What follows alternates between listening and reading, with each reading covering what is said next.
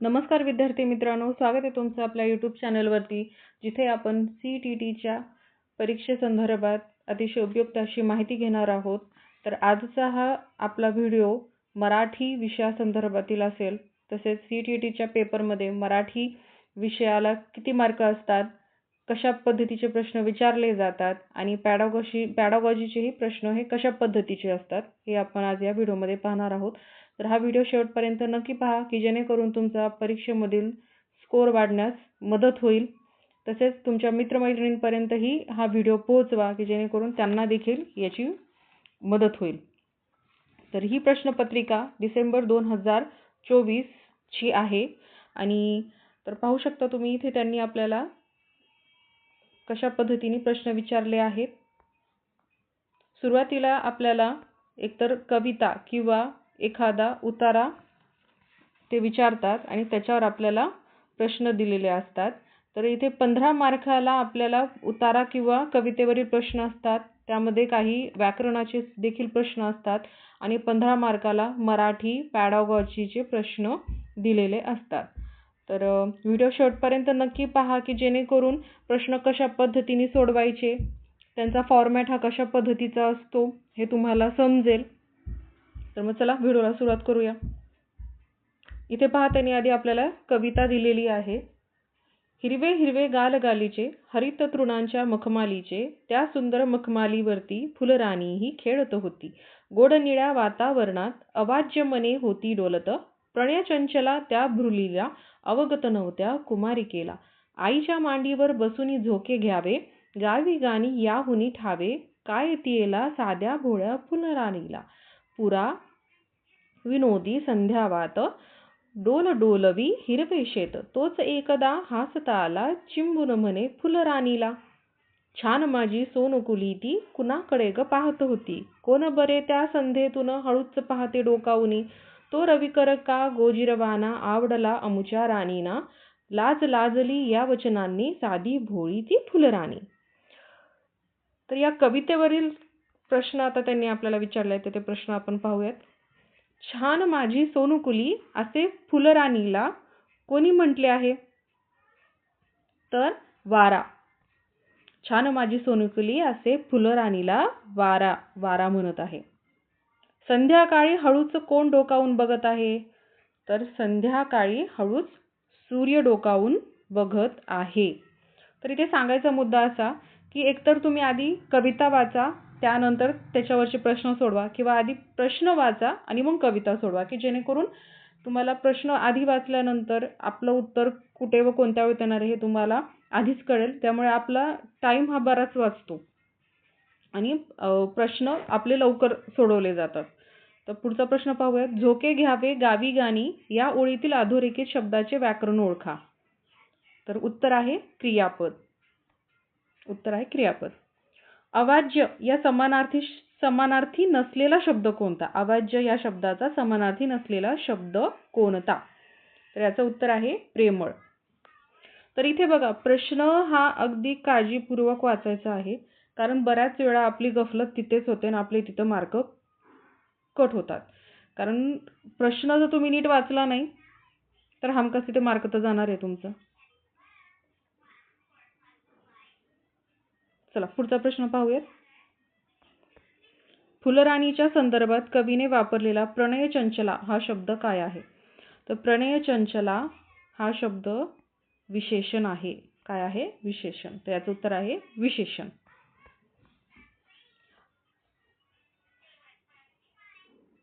आईच्या मांडीवर बसूनी या ओळीतून कवी फुलराणीबद्दल काय सुचवत नाही? बघा, इथे त्यांनी कसा प्रश्न फिरवलाय बघितला का तुम्ही? सुचवत नाही असं विचारलंय. आपण काय करतो, घाई गडबडीमध्ये सुचवला असेल असं गृहीत धरून आपण चुकीचं उत्तर तिथे क्लिक करतो. त्यामुळे प्रश्न हा अतिशय काळजीपूर्वक वाचायचा आहे. आईच्या मांडीवर बसूनी या ओळीतून कवी फुलराणीबद्दल काय सुचवत नाहीये? तर काय सुचवत नाहीये? फुलराणीचा हट्टी स्वभाव. फुलराणीचा हट्टी स्वभाव हा सुचवत नाहीये. भाषा शिक्षणाच्या संदर्भात पुढीलपैकी कोणते विधान योग्य आहे? तर भाषा शिक्षणाच्या संदर्भात भाषा शिक्षणाला मुद्रित संपन्न वातावरण वेग मिळतो, हे योग्य विधान आहे. रडणे, हुंकारणे, बडबडणे ही सर्व कोणत्या स्तराच्या भाषिक विकासाची लक्षणे आहेत? तर ही सर्व पूर्वभाषिक विकासाची लक्षणे आहेत. गर्वित वर्गात आपल्या मित्रांसोबत हिंदीत गप्पा मारत होता. जेव्हा त्याच्या शिक्षकांनी हाक दिली तेव्हा त्याने इंग्रजीत उत्तर दिले. हे कशाचे उदाहरण आहे? तर हे भाषा बदल याचे उदाहरण आहे.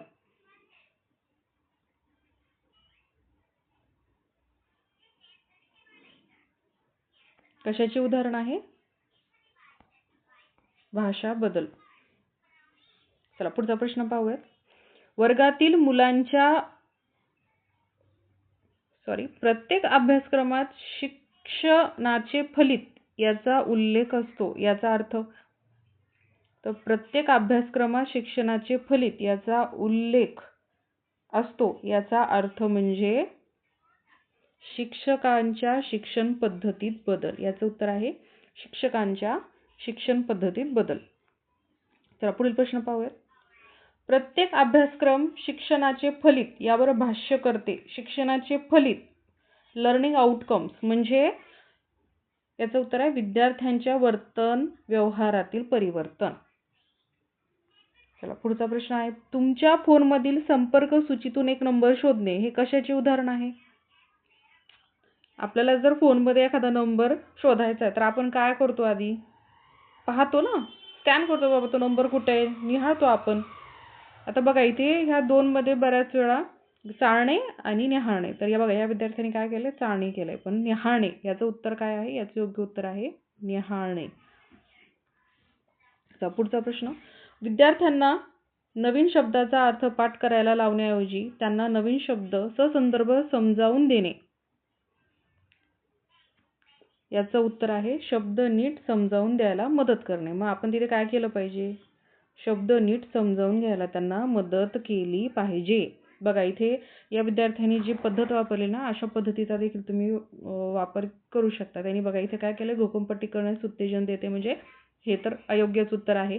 त्यांनी बघा इथे जे पर्याय चुकीचे आहेत किंवा वाटतात त्यांनी त्याला आधी इलिमिनेट केले, म्हणजे ते एक एक बाजूला काढले आणि त्यानंतर त्यांनी योग्य उत्तराची निवड केली. अशा पद्धतीने देखील तुम्ही प्रश्न सोडवू शकता. चला पुढचा प्रश्न आहे. अशा प्रकारचे लेखन ज्यात लेखक स्वतःतील पात्र बनतो, काही वेळा नसतोही आणि निवेदन करतो, याला काय म्हणतात? तर याला म्हणतात कथन. याला काय म्हणतात? कथन. तुम्हाला तुमच्या वर्गातील जास्तीत जास्त मुलांना सहभागी करून घ्यायचे आहे. यासाठी तुम्ही कोणत्या पद्धतीचा अवलंब कराल? तर चर्चासत्रामध्ये आपण जास्तीत जास्त मुलांना सहभागी करून घेऊ शकतो. त्याचं उत्तर आहे चर्चा.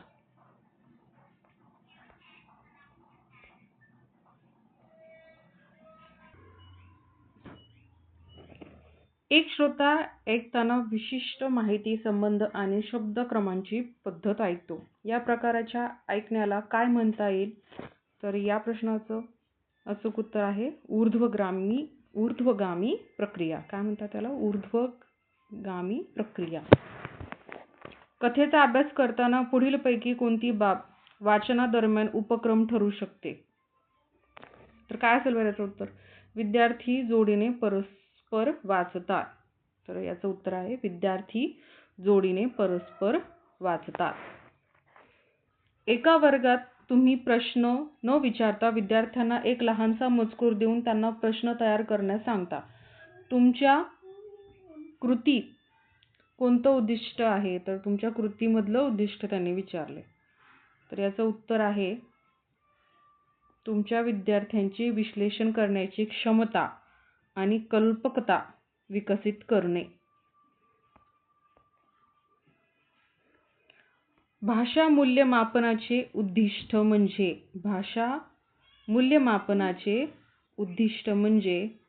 विद्यार्थ्यांचे भाषा प्रभुत्व पाहणे.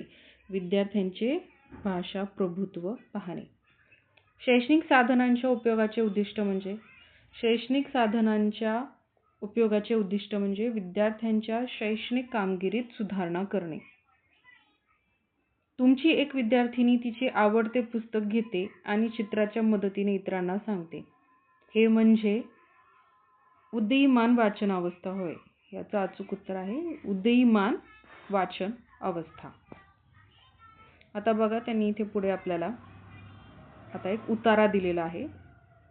त्या उतारावरती आता पुढचे आपले प्रश्न राहतील.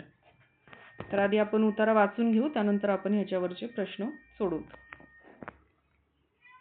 घर म्हणजे माणसांचा, कुटुंबांचं प्रतिबिंब, माणसांच्या जगण्याला आकृतीबंध देणारी एक रचनाच, सतत बदलत राहणाऱ्या माणूसवृत्तीचंच एक प्रतीकच. माणसाच्या स्वभावानुसार घराचा चेहरा दिसतो. घर माणसांशी इतकं एकरूप होत असतं की घराला माणसांचा चेहरा बरोबर ठाऊक असतो. माणूस घराच्या उंबऱ्याबाहेर पडला की त्याला एक अदृश्य बुरखा धारण करावा लागतो. घरात प्रवेश करताना मात्र माणसाचा बुरखा आपोआप गळून पडतो. माणूस घरात बुरखा घालून राहू शकत नाही.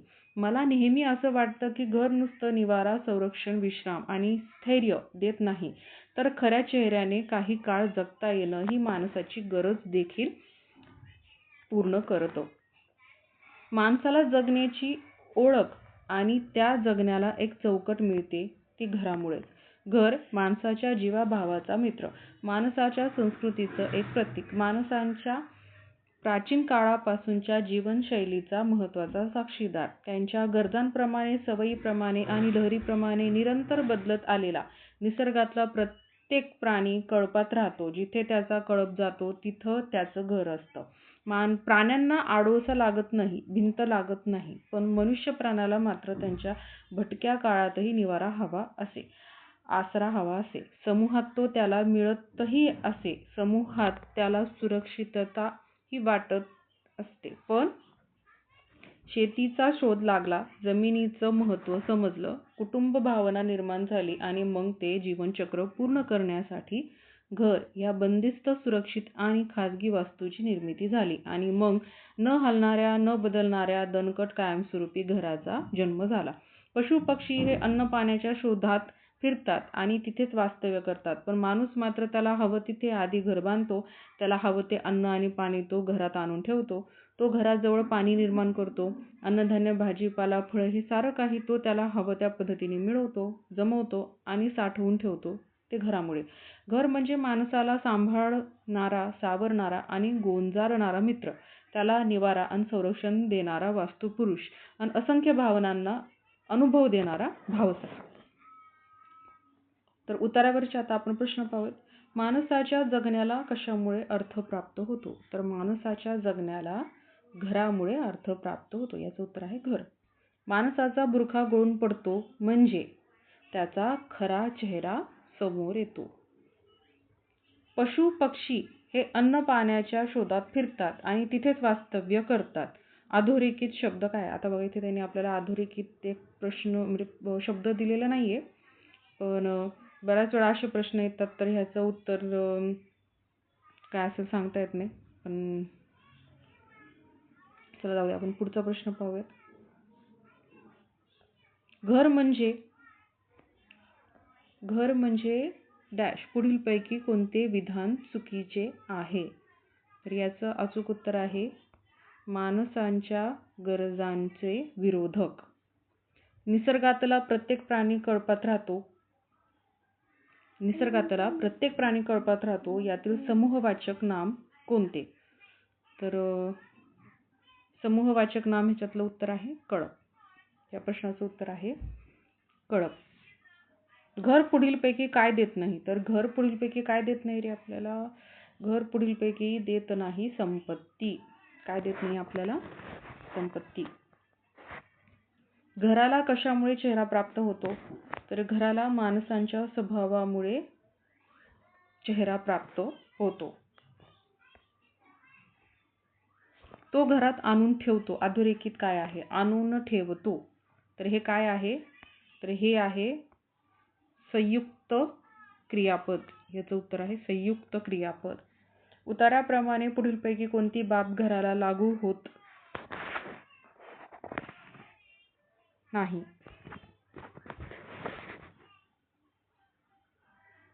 सामूहिक. तर कोणती बाब लागू होत नाही? सामूहिक.